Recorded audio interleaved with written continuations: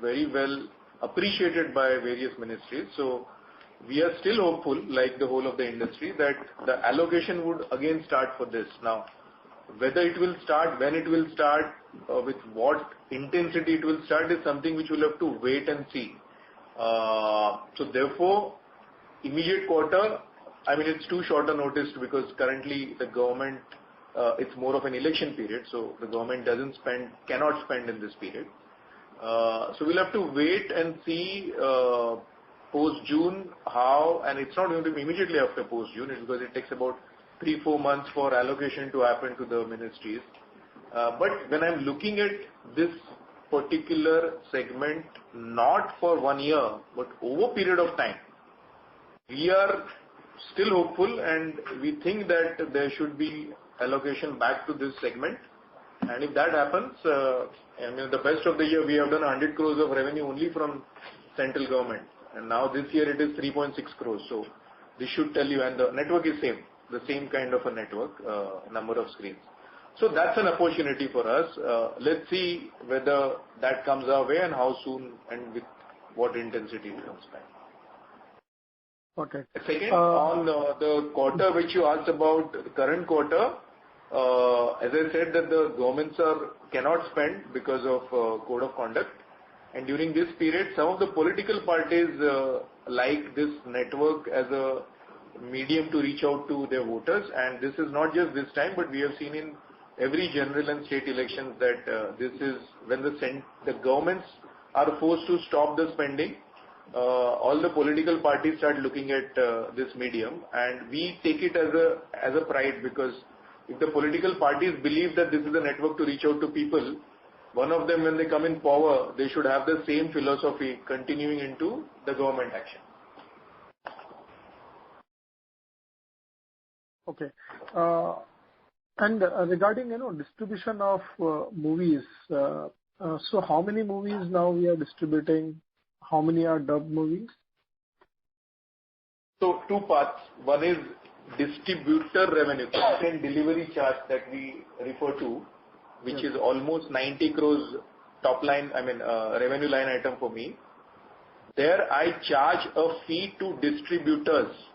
I am not a distributor there. I charge a fee to distributor. And any movie, any language, any distributor, he needs to come to our network if he wants to distribute his movie in a theatre which is on my network. And we charge a small fee of anywhere between 200 to 450 rupees per show. And this is the revenue that I generate. And this last quarter the number was 550 movies. And when I say 550 movies, that included multiple versions of the same movie, which can be, mostly belonging to different languages. So if you want a specific answer that out of this 550, how many were unique movies, I think my IR team will connect with you and provide you this, because right now I don't have it. It's 550 number for the quarter, which was 512 in Q4 FY23. And on a full year basis, this year we have done 2,117 films, which used to be 1,762 in FY20. So this is the count. Now this is my distribution revenue. I am acting as a service provider. I have a very small business line that we started 2 years back. There we act as a distributor. We act as a distributor, but we don't take any P&L risk. We take smaller movies into smaller centers. That's the niche that we had identified there. And if your question is how many movies we have distributed, then that number is very small this year. Got it. Thank you so much. Wishing you best. Thank you. Thank you, sir. Thank you, sir. Ladies and gentlemen, if you have any questions, please press star and 1 on your telephone keypad. Ladies and gentlemen, you are requested to restrict with 2 questions in the initial round, and you may join the queue for more questions. Our next question comes from the line of Aditya Sen from Robo Capital. Please go ahead. Hi, thank you for the opportunity. So as we know, we kind of have an idea how much movies are going to be released in this coming year. So on that basis, can you please give us some guidance on the revenue for FY25 that we are aspiring for? So, hi Aditya. You must have noticed that we never give any projection and the estimates of the years to come. Yeah, true. Philosophically, we have decided to refrain from doing so. Whether we can estimate or not, answer is obviously yes. And that's where the business strategies evolve. But we refrain from sharing this number, and we don't even share it with anyone. We can give, all the directional views which should help any analyst or any investors to construct in his mind what can the revenue streams will be. All I will say is that my business is simple. I have these two key revenue lines, and my costs are split into the fixed costs are known, manpower cost and SG&A. Those are very clear. The growth path is also very clear there. Other than that, all the direct costs are linked with one of these two revenue streams, and the revenue streams on advertisement front give me incremental 65 to 70% incremental revenue fetches me. Incremental ad revenue fetches me anywhere between 65 to 70% of operating margin. And on the CDC front, it's nearly 90% margin that I fetch incremental revenue. So this is how my business is. I'm sorry, but we don't really give any revenue estimates for the quarters of the year. Okay, no issues. That will help. Thank you. Thank you, sir. Our next question comes from the line of Sunil Katesia, an individual investor. Please go ahead. Yeah, thank you so much for the opportunity. Sir, we are into the digital world as of now, and the technology evolves every day basis. So in advertising industry, most of the internet advertising is being driven on programmatic nowadays and all. So are we looking into enhancement or in technology, or we can charge premium on advertising using such kind of technology? Are we thinking on it, or this simple? Yeah, so this is definitely a good question from your side. You are absolutely right that the advertising technologies are evolving, and also evolving are the measurement techniques, the post-campaign evaluation techniques. So we have been working on a programmatic solution which we can provide to advertisers, which will allow them to advertise in a better manner.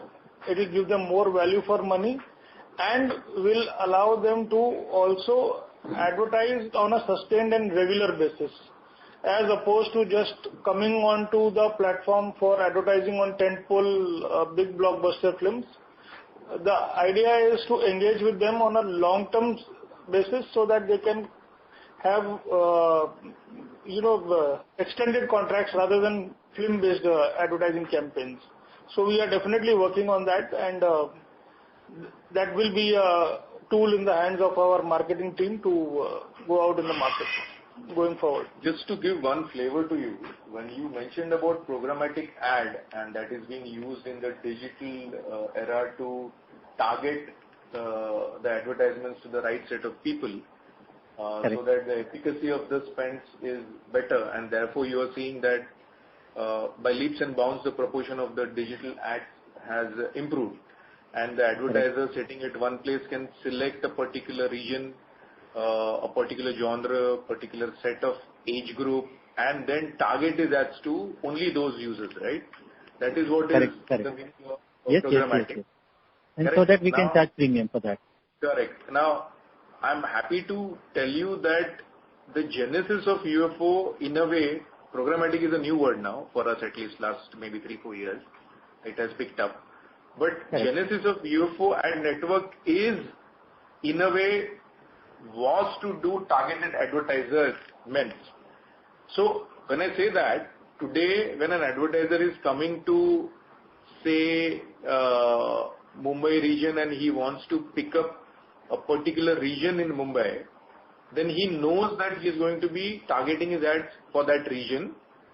In that, he knows what kind of segment is going to be coming to view a content. So he can do a combination of type of the theatre and the type of content being released to guesstimate the kind of audience which is likely to happen. For example, if there is a Chhota Bheem kind of a film coming and some advertiser wants to target the parents and the youngsters, then yes, they can do it on a cartoon digital channel, but the same thing they can also do it on the UFO network in all the screens where say Chhota Bheem is getting released. Now this is something which is not new that I am bringing on table. This always was there, bisecting my network and targeting the ads, and we were not charging any premium for this bisecting and dissecting. Of course, there used to be a benefit if it's a network sale, huge network is getting sold, but for a smaller segment of network being picked, we were not charging a premium.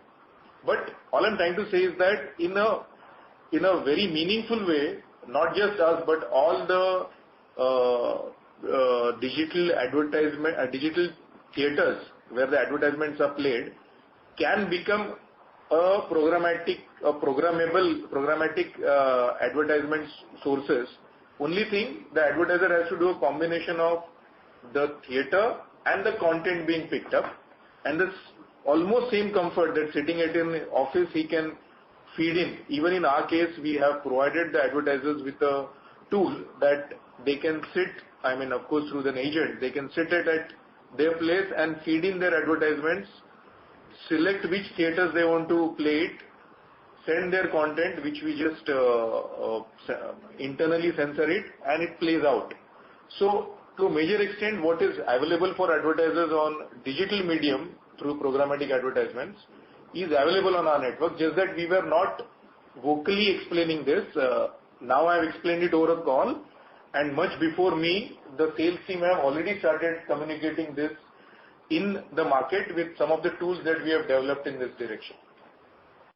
Okay, great. Thank you so much for the explanation. Thank you so much. That's all from my side. Thanks. Thank you, sir. Our next question comes from the line of Vipul Kumar from Sumangal Investment. Please go ahead. Hi, sir. Thanks for the opportunity. I have joined the call late, so please pardon me if there is a repetitive question. So my question relates to our ad revenue. So if I see your slide number 21, we were in FY15 we were at 1167 million, and in FY24 we have 1116 million. So government finances are very good. Government is spending money on a lot of areas. So means are we losing government due to means we are not offering a good value proposition? Are they advertising somewhere else? Have we lost the market share? So your comment will be welcome, sir. So what the government did pre-COVID was, I mean, you will all remember in 2019 towards end there were austerity measures and they had stopped spending almost on all networks. And therefore you will see even in 2020, while I had 150 crores of ad revenue, only 34% of that came from central government, which used to be almost 57% in better years, 57, 58%. So yes, within my total spend, total revenue, government shrunk. The question that you have is whether they allocated this revenue to some other network. At least in FY 19-20, there were austerity measures across. As we all exited the COVID period, there were small spends that they started, but even now,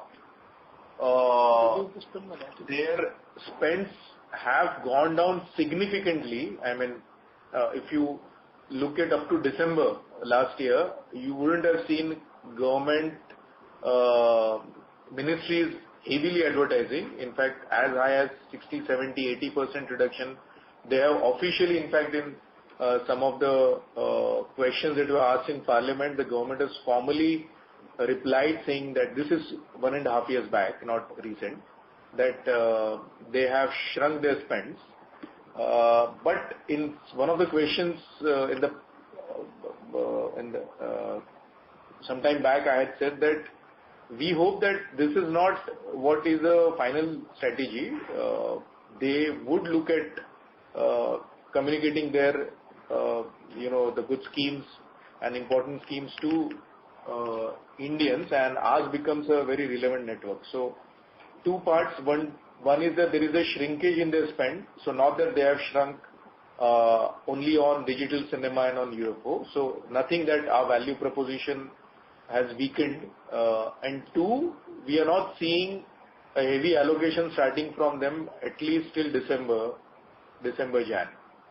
So, just one more point to add over here, sir, is that the shrinkage in the advertisement volume is from the central government side, whereas the state governments have continued to advertise, and we have seen a growth over there, and we are continuing to remain positive about the growth in the state government advertising.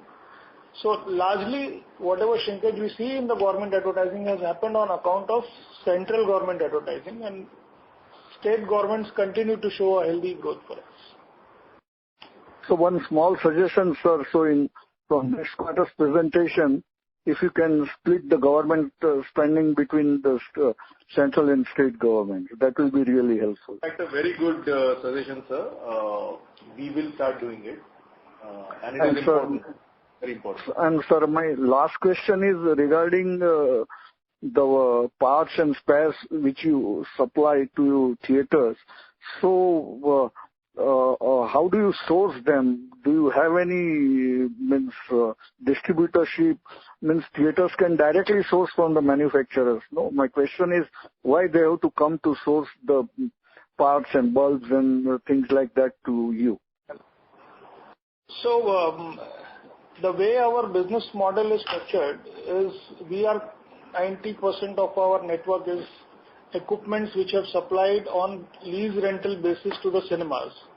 So the equipments continue to be owned by us, and as part of our arrangement with the cinemas, any maintenance of that, etc., is also at our end.